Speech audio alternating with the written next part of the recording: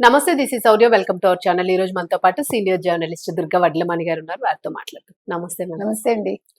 Ma'am, నా అన్వేష్ అందరిది ఒక దారి అయితే నాది ఒక దారి అన్నట్టు, అసలు ఆయనకి సంబంధం లేని విషయం కాకపోయినప్పటికీ కూడాను ఏదో జనరల్ గా ఇన్వాల్వ్ అయ్యాడు అనుకున్నాం. కానీ ఒకప్పుడు భారతదేశాన్ని కూడా తిట్టాడు ఆయన, వేరే ఇతర దేశాల్లో ఉండి. అదొక ఇష్యూ. ఇప్పుడేంటంటే పూర్తిగా దేవతామూర్తులకి సంబంధించి కూడాను ఆయన అసలు వాడకూడని పదాలు వాడుతుంది అనడానికి కూడా మనకి ఇబ్బందిగా ఉంటుంది. సో అంత దారుణంగా ఎట్లా అన్వయించాడు? అసలు దీన్ని ఎలా తీసుకోవచ్చు, ఎలా రియాక్ట్ అవ్వగలుగుతాం అసలు దీనికి? అంటే భారతదేశాన్ని తిట్టినప్పుడే మీరు అసలు అతన్ని తీసుకొచ్చి జైల్లో పడేసి ఉండాలి. అర్థమైందా? ఇప్పుడు మీరు ఒక కొత్త చట్టం తీసుకురండి.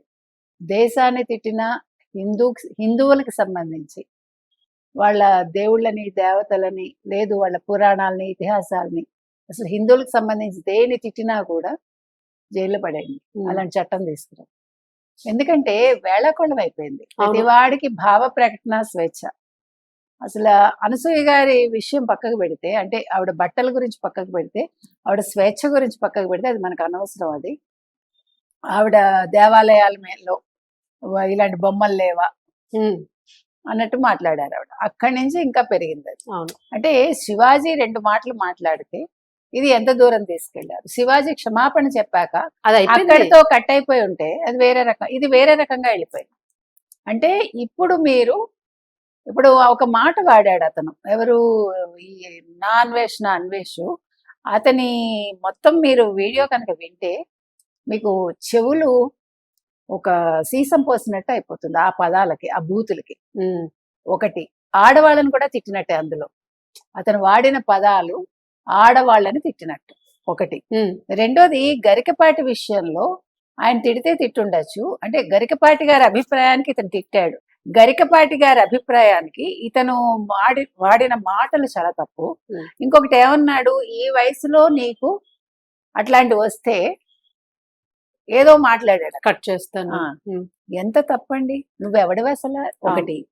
రెండోది, మీరు ఏ బట్టలైనా వేసుకోండి, నేను కూడా చూసి ఆనందిస్తాను అన్నాడు. మరి ఇప్పుడు గరికపాటి గారిని అనే హక్కు నీకు ఎక్కడ ఉంది?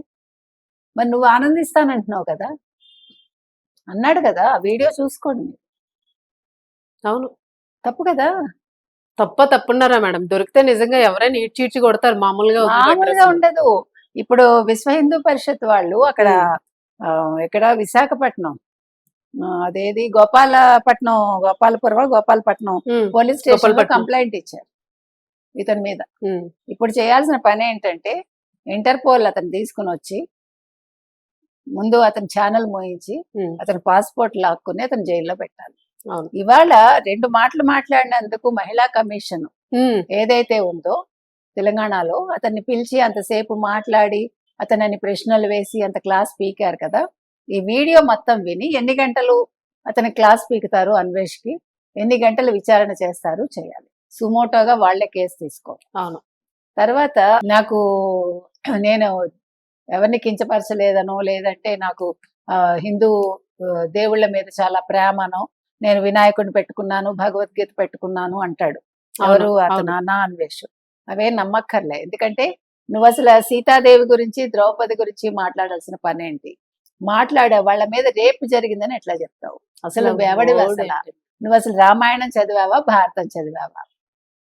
వాళ్ళు ఇలాంటి బట్టలు వేసుకుంటేనే అలా జరిగింది అంటున్నావు. సో ఇప్పుడు ఎవరెవరి మీద కేసులు పెట్టాలి? ఇది ఎంత దూరం వెళ్తుంది? ఎంత దూరమైనా వెళ్ళి వెళ్తుంది అంటే ఇంకా ఎవరెవరు ఇలా పిచ్చి మాటలు, ఎంతమంది ఉన్నారు మొత్తం ఇతన్ని సమర్థించే. ఇప్పుడు కొత్తగా చేయాల్సిన పని ఏంటంటేనండి, ప్రభుత్వాలు ఇప్పుడు ఇలాంటివి సమర్థించే వాళ్ళని కూడా కేసులు పెట్టాలి. మీకు అర్థమైందా? హిందూ దేవతలను తిట్టినప్పుడు దాన్ని సమర్థించే వాళ్ళ మీద కూడా కేసులు పెట్టాలి. కొంతమంది వాట్సాప్ నెంబర్లు ఇవ్వరు, వాళ్ళ నెంబర్లు ఇవ్వకుండా మేము సమర్థిస్తున్నాము అని కమెంట్స్ పెట్టేస్తాను. దమ్ముంటే వాళ్ళందరినీ నెంబర్లు పెట్టమనండి, వాళ్ళందరి మీద కూడా కేసులు పెట్టాలి. అంటే ఒక భయం రావాలి. ఏదో మాట్లాడేసామా, హిందువుల్ని అనేసామా. పైగా అంటాడు హిందువులే ఎక్కువగా రేపిస్టులు. అవును, అదొకటి.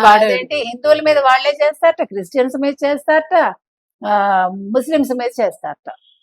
ఆ లెక్కంతా తీయి, నీ దగ్గర ఎంత ఇది ఉందో తీయి, ఎవరిని చేశాడో చెప్పు, అంతే కదా. అంతే. ఇప్పుడు ఈ అంశాలన్నింటి మీద కేసులు పెట్టాలండి. ఆయన 10 లక్షల మంది అతను అన్ఫాలో చేశారు. ఇవాళ ఛానల్ కి వీళ్ళు రిపోర్ట్ చేయాలి. అంటే హిందూ ఛానల్ అంతా రిపోర్ట్స్ కొట్టేయాలి. ఇవాళ ఇప్పుడు ఈ కేసు పెట్టాక 1,00,000 మంది అన్ఫాలో చేశారట. కాబట్టి ఇది అంటే ఎక్స్పెక్ట్ చేయలేదు అతను, అదేదో గొప్ప అనుకున్నాడు, గొప్ప వైరల్ అయిపోతుంది. ఇంకా ఇది శివాజీ 10th చదివాడు, శివాజీ అలా మాట్లాడటం ఏంటని, నువ్వు మరి చదువుకున్న వాడివి, నువ్వు ఇన్ని బూతులు మాట్లాడావు కాబట్టి ఇది నువ్వు అనుకోలేదు ఇలా అవుతుందని. ఇప్పుడేమో వీడియో కూడా తీసేసినట్టున్నారు. అంత ఒళ్ళు తిమ్మిరేంటి మేడం? అందుకనే ఒక్కొక్కటి తిమ్మిరి అణచాలండి. ఇందులో మనం ఎవరిని ఏమంటలే. ఇప్పుడు ఎవరి స్వేచ్ఛ గురించి మనకు అవసరం లేదు, ఎవరి బట్టల గురించి మనకు అవసరం లేదు. మీరు బట్టలు వేసుకుని మీరు ఇబ్బంది పడతారా, పడండి. ఇప్పుడు అనసూయ గారు విజయ్ ఫోటో పెట్టింది, విజయ్ వీడియో పెట్టారు. వీడియోది నేనంటాను, ఇప్పుడు ఒక మగవాడి మీద మగవాళ్ళు పడితే కలిగే ఇబ్బంది వేరు, మగవాళ్ళు వచ్చి ఆడవాళ్ళ మీద పడితే కలిగే ఇబ్బంది వేరు. కాబట్టి ఇక్కడ సెక్యూరిటీ అనేది ఎవరికి వాళ్ళు పెట్టుకోవాలి. మీరు రక్షణ పెట్టుకోండి అని నాగబాబు గారు చెప్పారు కాబట్టి, మరి నాగబాబు గారు రక్షణ కల్పిస్తారా, ఇక్కడ ఎవరు రక్షణ కల్పిస్తారో మనకు తెలియదు. ఆ రాజాసాబ్ డైరెక్టర్ మీకు నచ్చిన బట్టలు వేసుకోండి, మీరు గ్లామర్ గా ఉండండి, మీకు నచ్చినట్టుగా మీరు ఉండండి అన్నాడు కదా. మరి నిధి అగర్వాల్కి ఆయన ఇవ్వలేకపోయాడు కదా సెక్యూరిటీ. మరి ఇప్పుడు నిధి అగర్వాల్ విషయంలో ఆయన ఎందుకు కేసు పెట్టలేదు? వాళ్ళ మీద, మాబ్ మీద పెట్టాలి కదా. కాబట్టి ఇప్పుడు నేను అనేది ఏంటంటే, మీరు స్టేట్మెంట్స్ ఇచ్చే ముందు మీరు సెక్యూరిటీ ఇస్తారా ఆలోచించుకుని మీరు స్టేట్మెంట్ ఇవ్వండి అని నేను చెప్తున్నా. సో ఏది ఏమైనా ఇవాళ నా అన్వేష్ అనే అతను మాట్లాడిన మాటలు చాలా అసహ్యంగా, చాలా ఘోరంగా ఉన్నాయి. కాబట్టి నా అన్వేష్ అనే అతనికి ఈ ప్రభుత్వం అయితే చుక్కలు చూపించాలని మాత్రం నేను చెప్తాను. అట్లాంటి వాళ్ళు ఇంకెవరున్నా కూడా నేను వీడియో చేస్తాను, ఈ వీడియోని అనుసరించి మాట్లాడే వాళ్ళు కావచ్చు, కమెంట్స్ పెట్టే వాళ్ళు కావచ్చు, అలాంటి వాళ్ళ మీద కూడా కేసులు పెట్టమని. Thank you.